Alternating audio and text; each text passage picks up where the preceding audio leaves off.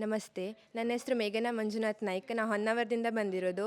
ನಾನಾದರೆ Kumta, Nellikeri, H B Hanumantha ಬೆಣ್ಣೆ ಅವ್ರ ಕಾಲೇಜಲ್ಲಿ ಕಲಿತಾ ಇರೋದು.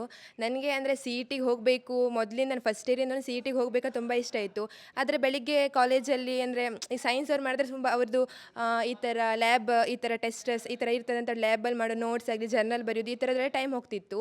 ಆದರೆ ನಾನು ಸೆಕೆಂಡ್ ಇಯರ್ ಆದಮೇಲೂ ಬೇಗ ಸೆಕೆಂಡ್ ಇಯರ್ ಎಕ್ಸಾಮ್ ಮುಗಿಸ್ಕೊಂಡು ಸಿ ಇ ಟಿ ಕೋಚಿಂಗ್ ಹೋಗ್ಬೇಕಂದು ನಾನು ನೋಡ್ತಿದ್ದೆ. ಬಟ್ ಅಲ್ಲಿ ಮಂಗಳೂರಿಂದನೂ ಸುಮಾರು ಕಡೆ ಅವರು ನನಗೆ ಕಳಿಸ್ತಾ ಫೋನ್ ಎಲ್ಲ ಮಾಡ್ತಿದ್ರು, ನಾವು ನಿಮಗೆ ಕೊಡ್ತೀವಿ. ಬಟ್ ಅವ್ರದ್ದು ಫೀಸ್ ಅಂತ ಹೇಳಿದ್ರೆ ಇಲ್ಲೆಲ್ಲೂ ಇಲ್ಲ, 950 ಅವ್ರು ಎಲ್ಲೂ ಇಲ್ಲ, 950ಕ್ಕಿಂತ ಡಬಲೇ ಆಗ್ತಿತ್ತು. ಆಮೇಲೆ ಎಲ್ಲ ಲೆಕ್ಚರ್ಸ್ ಎಲ್ಲ ಬಂದರು.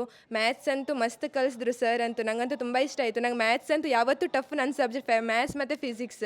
ಅದು ನಂಗೆ ಫಸ್ಟ್ ಟೈಮ್ ಮ್ಯಾಥ್ಸ್ ಮತ್ತು ಫಿಸಿಕ್ಸ್ ಈಸಿ ಆಗಿದೆ ಅಂತ ಹೇಳಿದ್ರೆ ಸಿ ಇ ಟಿ ಕ್ಲಾಸಲ್ಲಿ ಅನಿಸ್ತದೆ.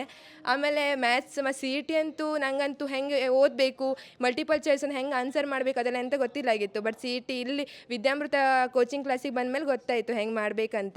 ಆಮೇಲೆ ನಿನ್ನೆನೂ ಬಯೋ ಟೆಸ್ಟ್ ಮಾಡಿದರು. ನನಗಂತೂ ಬಯೋದಲ್ಲಿ ನಾ ಹೆಂಗೆ ಬರೀತೆ ಗೊತ್ತಿಲ್ಲಾಗಿದ್ದು. ಸರ್ ಆಮೇಲೆ ಹೇಳಿದಾಗ ಸರ್ ಯಾವತ್ತೂ ಹೇಳ್ತಿದ್ರು, ನನಗೆ ಹೇಳೋದು ಸರ್ ಪಾಯಿಂಟ್ ಔಟ್ ಮಾಡಿ ಮೇಘನಾ ಮೇಘನಾ ಅಂದು.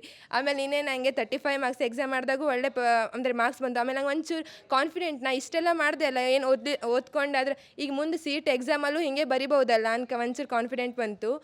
ಆಮೇಲೆ ಎಲ್ಲ ಲೆಕ್ಚರ್ಸು ಒಳ್ಳೆ ಕಲಿಸ್ತಾರೆ ಅಂತ ಹೇಳಿದ್ರೆ ನಮ್ಗೆ ಏನು ಅರ್ಥ ಆಗಲಿಲ್ಲ ಅದು ಇನ್ನೊಂದು ಸಲ ಹೇಳಿ ಅಂದರೂ ಹೇಳ್ತಾರೆ, ಹಾಗೆ ಅಂತ ಇಲ್ಲ. ಹಾಗೆ ನಮ್ಮದು ವಿಕಾಸನ ಫೌಂಡೇಶನ್ ಎಲ್ಲ ಸುಮಾರು ಇನ್ಸ್ಟಿಟ್ಯೂಟ್ ಅವರು ಸಹಾಯ ಮಾಡಿದ್ದಾರೆ. ಹಾಗೂ BNM IIT ಸಹಾಯ ಮಾಡಿದ್ದಾರೆ, ಅವರಿಗೂ ಧನ್ಯವಾದಗಳು.